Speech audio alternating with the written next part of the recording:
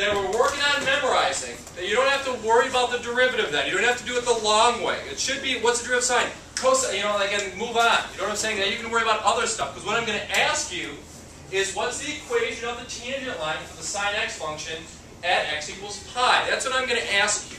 You know what I'm saying? Yes. The test is just going to ask you, what's the derivative of cosec? You know what I'm saying? You're going to need that information like that in order to answer questions like this. If you're doing a tangent line problem, what's the first thing you should do? I wouldn't do that first. I would find my point first so that I don't plug the thing into the wrong thing. You know what I'm saying? If you plug in, if I follow my point first, you plug in pi into the sine equation, and what do you get? Well, sine of pi. What's the y length of this reference triangle? Do we agree with 0? Okay? This is your point.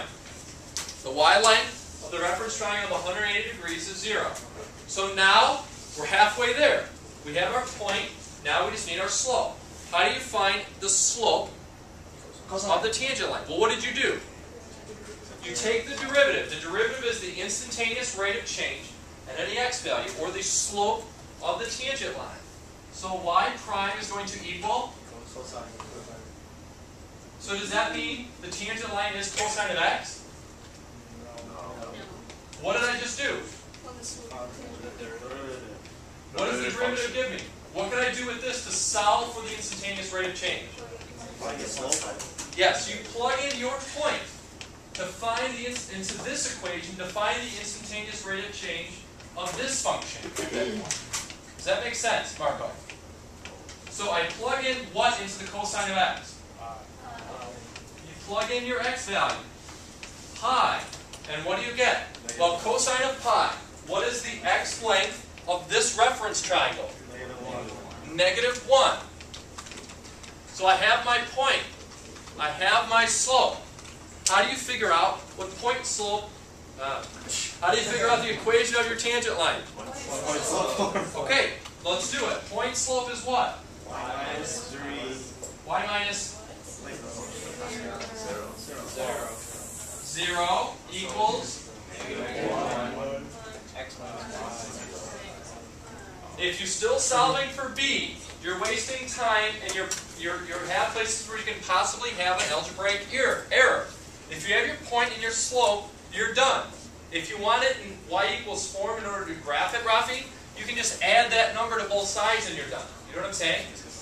So you don't have to solve for b. If you either want, this is an equation of the tangent line. This is perfect.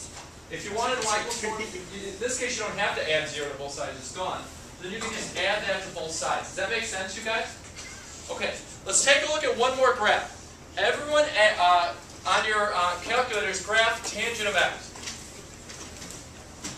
And I want to know, when is this function increasing?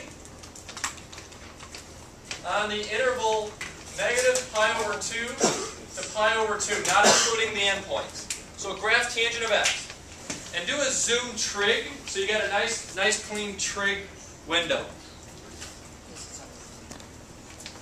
If you do a zoom trig, it'll automatically count by pi/2s, and it goes roughly -pi/2 to pi/2. So here's my tangent of x. I'm going to hit zoom, and then 7, and it's going to give me a trig window number 2. And from -4 to 4 in the y's, and then roughly from -2 pi to 2 pi's in the x's. Now I want to know on that interval. So this is the interval I'm talking about, just this middle one, not including the endpoints because we have asymptotes there. Where is the tangent function increasing? All the time. One way to check that, and you're correct, but maybe does it slow down in the middle? You know what I'm saying? Does it equal 0 there? Does it have a, it kind of S's, does it have a, you know, one of those, one of the asymptotes that are vertical? I don't know. One thing we can do now is take the derivative of tangent. What's the derivative of tangent? The derivative of tangent is secant squared. Now you can't put this into your calculator. How do you have to rewrite this? Yeah, you would rewrite it as, it's not what it should be. So I'll rewrite it just like this. So do it, and let's check the values. And let's see if this gives us the complete story.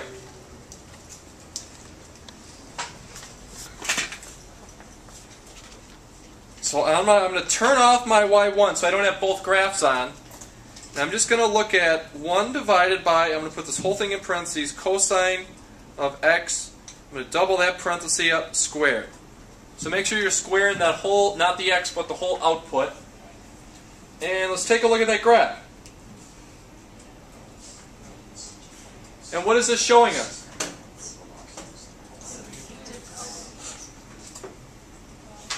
Your graph looks different? Make sure everyone's in radians.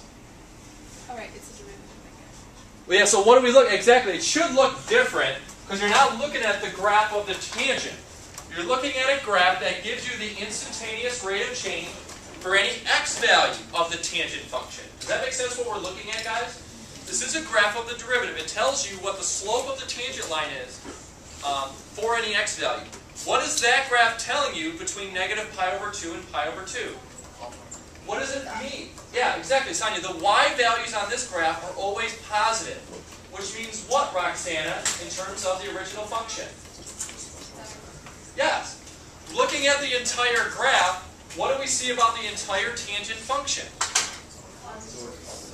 On its domain, not including the asymptotes, it's always increasing. Interesting or no? This function is always increasing. See if you can do an n derivative on your y1 to get the same thing. Do n derivative to see if you get the same thing as your y1.